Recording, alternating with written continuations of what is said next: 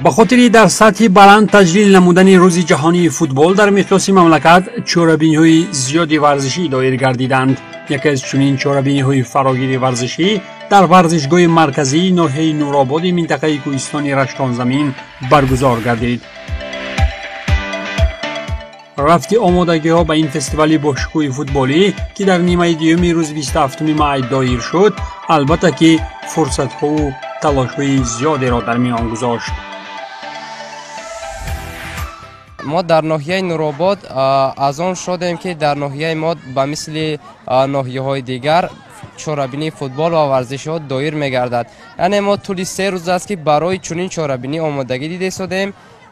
از آن شدیم که یعنی ما افتخار داریم که در ناحیه ما یعنی در مجموع در تمام جمهوری با کمک پرزیدنت جمهوری تاجیکستان محترم امام علی رحمان چنین چهاربینی ها گذرانیده می شود.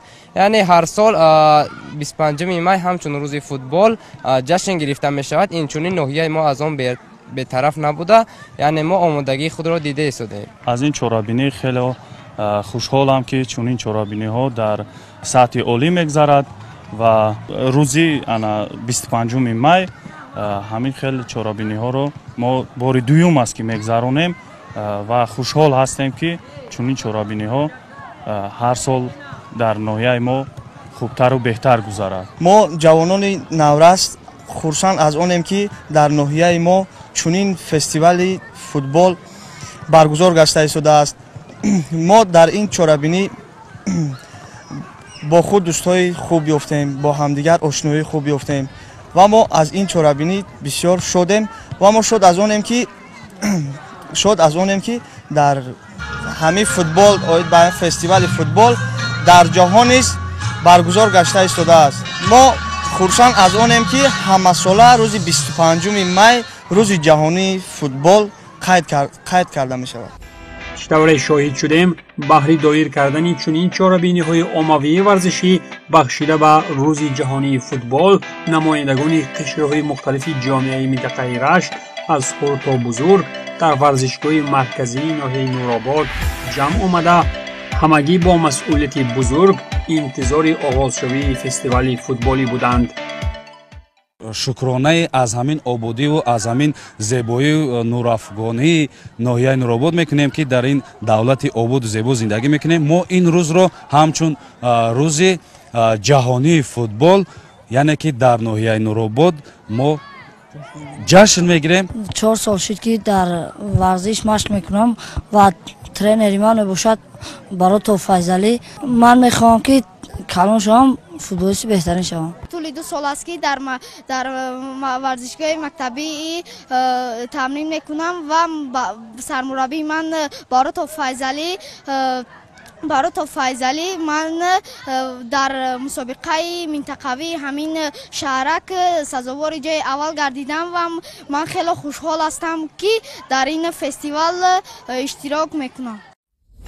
در حالی که نفران مسئولین برگزاری فستیوال فوتبال در ورزشگاه مرکزی ناحیه نورآباد مشغول آخرین کارهای آمادگی بودند، همزمان در مجلسگاه مقامات اجرایی حکومت دولتی ناحیه نورآباد کنفرانس انتخابی فدراسیون فوتبال منطقه رشت و شهر راغون به کار خویش شروع نمود.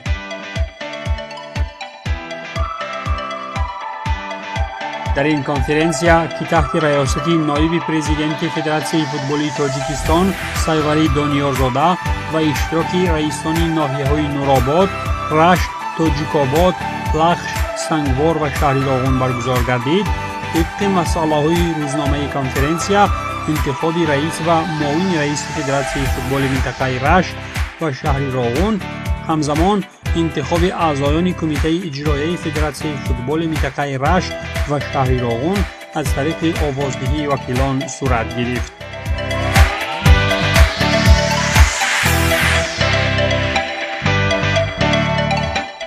در نتیجه آوازدهی کشاد رئیس ناحیه نورآباد فتح‌الدین صالح زاده چون نامزد یگانه به این منصب ورزشی به حیث رئیس فدراسیون فوتبال منطقه رشت و شهر راغون تعیین گردید. رئیس تازه تعیین فدراسیون فوتبال منطقه رشت و شهر راغون صالح زاده فتح‌الدین حسین عاید مسئولیت نوی خویش سخنرانی نموده بهر باوری و اعتماد از جانب وکیلان اظهار مینداری نمود. در ادامه کنفرانس انتخابی طریق آوازدهی گشاد و عضویت کمیته اجرایی فدراسیون فوتبال منطقه رشت و شهر راغون سمت الله سعیدزاده، زرینه ایدیزاده، قدرالدین فخرزاده، کرامالدین خالزاده و محمد شاه دولتزاده انتخاب شدند. همین طریق بعد انجام آوازدهی و تعیین گردیدن رئیس، معاون و اعضایان کمیته اجرایی فدراسیون فوتبال منطقه رشت و شهر راغون کنفرانس انتخابی با سخنان جمع‌بسته مسئولین و صدا دادن سرود ملی پایان یافت.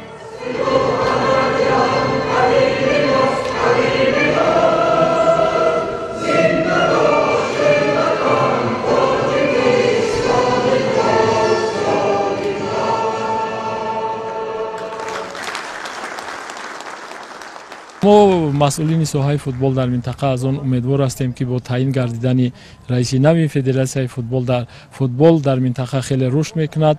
برنامه‌های رشد فوتبال عموما هدف و مقصدهایی که رهبریت فدراسیون فوتبال تاجیکستان با ما گذاشتند و خودی طبق نقشه و چاره‌بینی‌هایی که ما خودمان در حدود منطقه برگزار میکنیم، فکر میکنم که با تعیین گردیدن رهبر فدراسیون، با تعیین گردیدن شخصان مسئول اعضایان کمیته اجرایی، فکر میکنم که یک تکانی خوب میشود و ما در آینده نزدیک میتوانیم فوتبال رو در منطقه رشت و شهر راغون باز هم رشد دهیم. باوری کامل داریم که با انتخاب گردیدن رئیس نو فدراسیون فوتبال منطقه رشت و شهر راغون ما میتوانیم برای پیشرفت فوتبال کودکان و نورسان در همین منطقه یعنی مسابقه‌های گوناگون رو برگزار نماییم تا که فوتبال میان کودکان و نورسان یعنی عمومی گردد.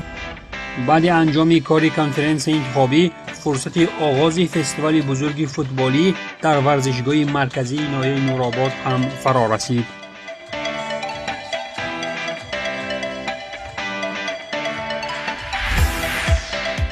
بخشیده بر تجلیل روز جهانی فوتبال در منطقه رشت، امروز در ورزشگاه مرکزی ناحیه نورآباد فستیوال پخشگوی فوتبالی دایر می‌گردد و ما از کل جزئیات این فستیوال پیگیر خواهیم شد. فستیوال فوتبال با تشریف رهبریت ناحیه نورآباد و فدراسیون فوتبال تاجیکستان و ورزشگاه مرکزی ناحیه نورآباد رسما آغاز گردیده، سرآغاز چهاربینی رئیس ناحیه نورآباد و نایب پرزیدنت فدراسیون فوتبال تاجیکستان با سخن‌های افتتاحی خویش همگان را به شرافت روز جهانی فوتبال تبریک نمودند. و سامانه‌های اجتماعی نمایش دادن آن به جهانیان وسیله خوب برای معرفی نمودن ملت و پیشرفت فوتبال.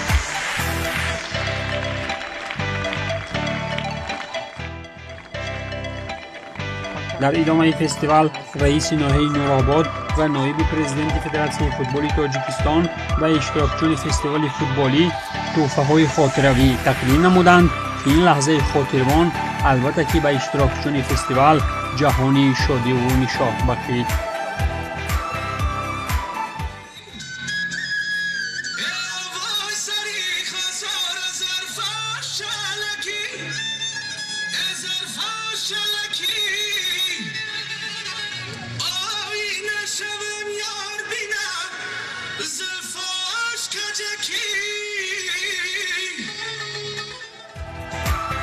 باید ذکر کرد که با وجود دایر کردن چهاربینی‌های عمومی ورزشی و در چنین سطحی بلند تجلیل نمودن روز جهانی فوتبال در سرتاسر کشور، البته که بهر رشد بی‌میلان ورزش رقمی اول اساس‌های مستحکم پیدا می‌نماید.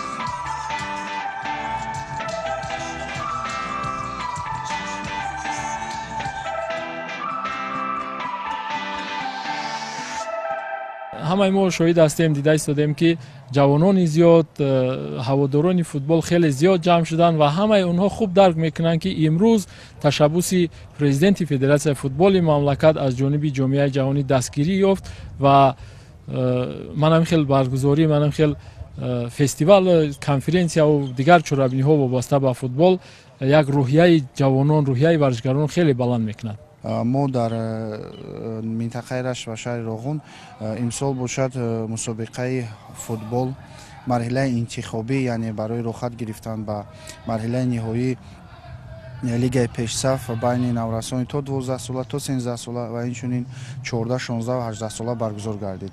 برای عمومی گردانیدن فوتبال و اینچنین برای جلب نمودن کودکان و نورسان یک گیم زمینه مهم میگذارد. ما در این فستیوال بسیار خوشحال هستیم. ما در منطقه رشت U14 جای اول را گرفتیم. مربی من برات فیضلی می باشد. در آینده می خواهم که همچون پرچم بردار تاجیکستان باشم.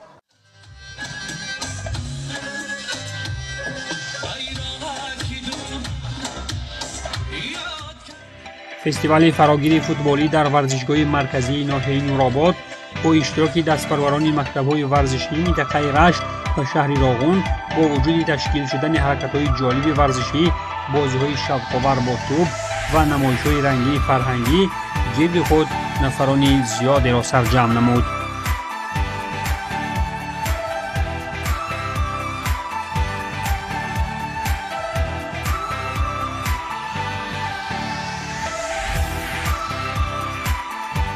این در تاریخ استقلالیت دولتی جمهوری تاجیکستان بار اول است که در منطقه رشت چنین فستیوال سطح بلند برگزار می‌گردد و مهمتر از همه امروز جوانان مناطق منطقه رشت با هم آمده دوستی کرده ایستادند و دیگر نقطه این فستیوال در آن است که امروز رشته‌های گوناگون ورزش با نمایش داده شده و بازم ما باوری داریم که رشته فوتبال تاجیک در سطح جهانی بازم بلندتر می‌گردد.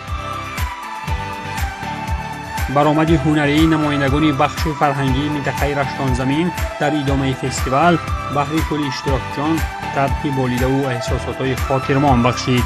یکی از چهره‌های معروف فستیوال فوتبالی در ورزشگاه مرکزی ناحیه نورآباد، ستاره شناخته استرادای تاجیک، آوازخوان پسندیده نازیه کرامت‌الله بود که با سرودهای دلنشین خویش مردمان این منطقه را زمان تجلیل روز جهانی فوتبال شاد و مسرور نمود.